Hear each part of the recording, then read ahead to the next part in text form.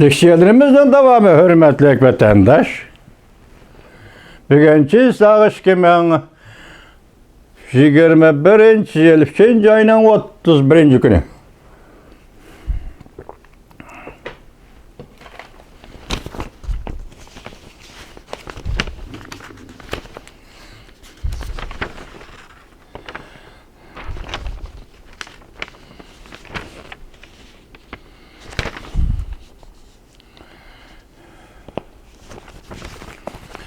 Endi tüvende sözleydiğin leksiyemiz bu Amerika Avaz tarafından torbitege çıkarılgan leksiya eken. Leksiyana koyulgan sual eken vatandaş. Onun 4-5 adam kayni-kayninden xilma-xil cevaplarını berişti. Ben bu yerga elip geldim. Sizler bilen birlikte bu sualga siz bizim cevap berip bakaylı degan niyetli elip geldim.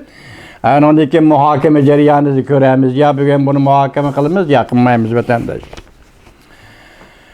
Şinjan yani Uyg'uriston meselesi Jungo bilan Yevropa ittifoqini to'qnash qilib keldi. Jungoning Yevropa ittifoqiga yaqin bo'lish siyosati yemirilamdi. Esa bundan burun Jungo Yevropaga yaqinlashmoqchi, Yevropaga yaqinlashib Amerikaga zarba bermoqchi. Shunda strategik siyosati bor edi Jungoning. Endi bugun Uyg'uriston meselesi tufayli Jungo bilan Yevropa to'qnashishga kirib qoldi deydi. Jungoning Yevropa ittifoqiga yaqin bo'lish siyosati shuning bilan gumron bo'lamdi.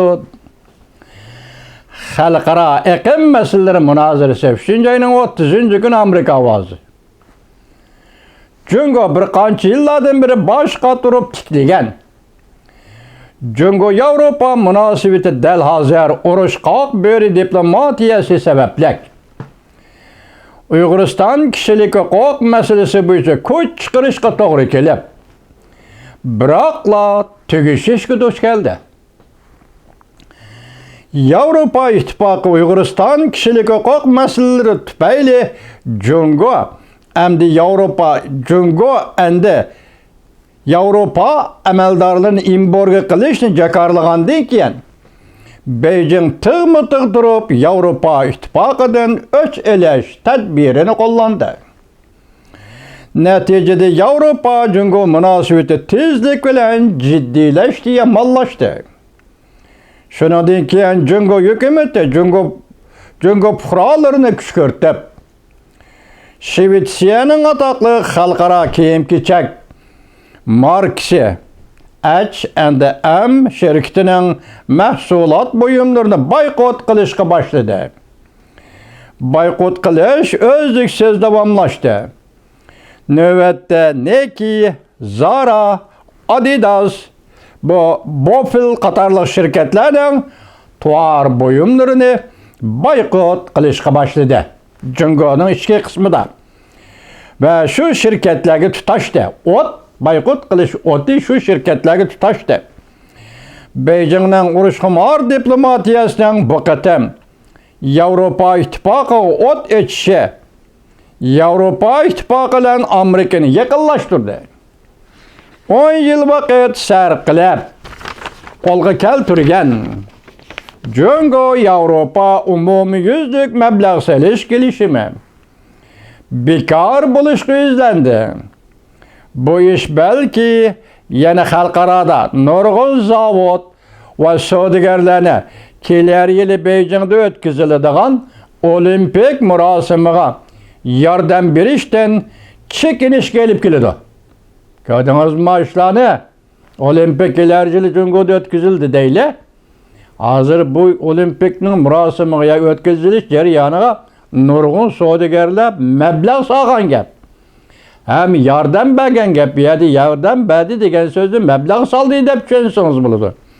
Hozir bu kriz yoki Shvetsiya markalarini Jungoda boykot qilish, tovar mollarni boykot qilish bu harakat taqiq qilib oxiri kelar yili Beijingda o'tkaziladigan olimpikka yordam qilg'ich yoki mablag' solg'uchi savdogarlarmi yordam berishdan, mablag' solishdan chekinishga olib keladi deydi.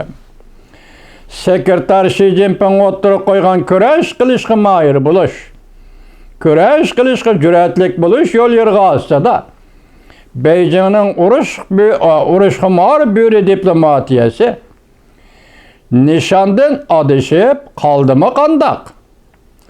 Uyg'uriston meselesi bo'yicha Beijing her kandak bedel töleşke qaramay G'arb dunyosi bilan tig'ma-tig' elishadigan kuch qayerdan kelgan? Jungoga bu kuch, bu ishonch qayerdan kelgan? Jungo hukumatining Uyg'uriston paxtasi davr qilgan holda quturatqulik qilib G'arb dunyosi shirkatlarining tovar mollarini boykot qilishi zada qanchalik kepinakning gulga qo'nishidek unum yarata olishi mumkin. Kepinakning gulga qo'nishidek unum degan bu guldan